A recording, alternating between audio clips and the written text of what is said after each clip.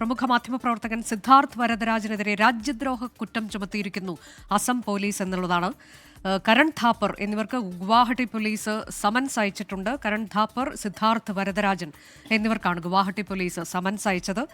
August 22-ന് Guwahati പോലീസിന്റെ ക്രൈംബ്രാഞ്ചിന് മുന്നിൽ ഹാജരാകാനാണ് നിർദ്ദേശം നൽകിയിരിക്കുന്നത്. രാജ്യദ്രോഹ കുറ്റമാണ് സിദ്ധാർത്ഥ് വരദരാജനെതിരെ ചുമത്തിയിട്ടുള്ളത്. കരൺ ഥാപ്പർക്കും ഇതിനോടൊപ്പം തന്നെ പോലീസ് സമൻസ് അയച്ചിട്ടുണ്ട് എന്നതാണ്. ബൽറാം നെടുങ്ങാടി വിവരങ്ങളുമായി. ബൽറാം, ഇതെന്താണ് കേസ്? ഇത് രണ്ടുപേർക്കുമെതിരെയും രാജ്യദ്രോഹ കുറ്റം ചുമത്തിയിരിക്കുകയാണോ?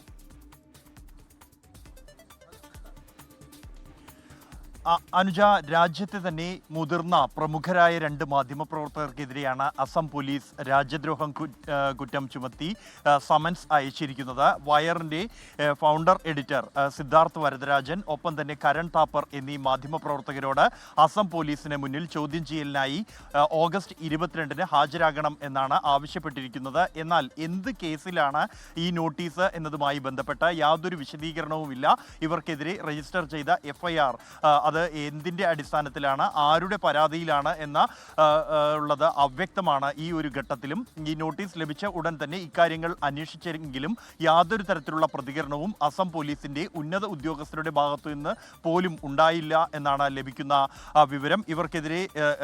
ഇവർക്ക് അയച്ചിരിക്കുന്ന നോട്ടീസിൽ വ്യക്തമാക്കുന്നത് ഈ സമൻസ് അനുസരിച്ച് ഈ ഓഗസ്റ്റ് 22-ന് ഹാജരായില്ല എങ്കിൽ അറസ്റ്റ് അടക്കമുള്ള നടപടികളിലേക്ക് കടക്കും എന്ന മുന്നറിയിപ്പും ഈ നോട്ടീസിൽ ഉൾപ്പെടുത്തിയിട്ടുണ്ട്.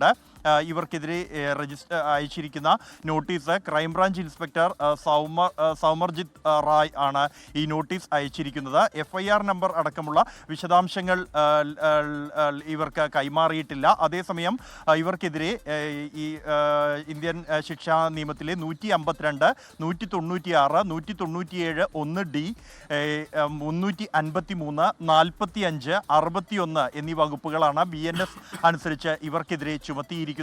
എന്നാൽ കേസിന്റെ വിശദാംശങ്ങൾ എന്തിൻ്റെ അടിസ്ഥാനത്തിലാണ്, ഇവർ പ്രസിദ്ധീകരിച്ച ഏതെങ്കിലും ലേഖനവുമായി ബന്ധപ്പെട്ടാണോ തുടങ്ങിയ യാതൊരു കാര്യങ്ങളും വെളിപ്പെടുത്താൻ അസം പോലീസ് തയ്യാറായിട്ടില്ല. രാജ്യദ്രോഹം അടക്കമുള്ള കുറ്റങ്ങൾ ഇവർക്കെതിരെ ചുമത്തിയിരിക്കുന്നു എന്നുള്ളത് തന്നെയാണ് ഏറ്റവും ഗൗരവതരം. ഇതുമായി ബന്ധപ്പെട്ട് ഇവരുടെ സ്ഥാപനം വയർ അടക്കമുള്ളവർ ഈ മുതിർന്ന പോലീസുകാരിൽ നിന്നും വിശദാംശങ്ങൾ തേടിയിരുന്നു ഈ FIR-മായി ബന്ധപ്പെട്ടെങ്കിലും പ്രതികരിക്കാൻ ആരും തയ്യാറായിട്ടില്ല ഇതുവരെയുമെന്നാണ് ലഭ്യമാകുന്ന വിവരം. അനുജ.